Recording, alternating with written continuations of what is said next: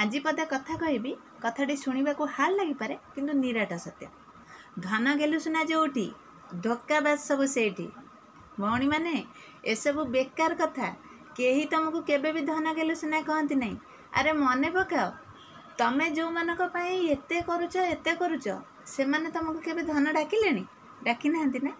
ए माने 5 मिनिटर वीडियो देखि तुमको धन गेलुसुना डाकुसंती तांको कथारे फसी जाई तमे निज स्वामी की धोखा दे दउछ, निज परिवार को धोखा दे दउछ, निज पिला छुआ कथा चिंता करूनो।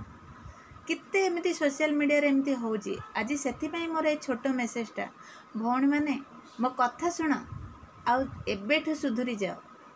से माने ना मिठा मिठा कथा कही तुमको फसई देबे, तुम ठारू काम हासिल करी तुम छाड़ी चली जिबे, किंतु तुम स्वामी कलरा परी पिता कथा कहूथांतु पछे तुम साथ केबे छाड़बेनी। प्रत्येक सुख दुखरे तमे सुंदर थिले भी तुम पाखरे थिबे, तमे असुंदर थिले भी तुम पाखरे थिबे।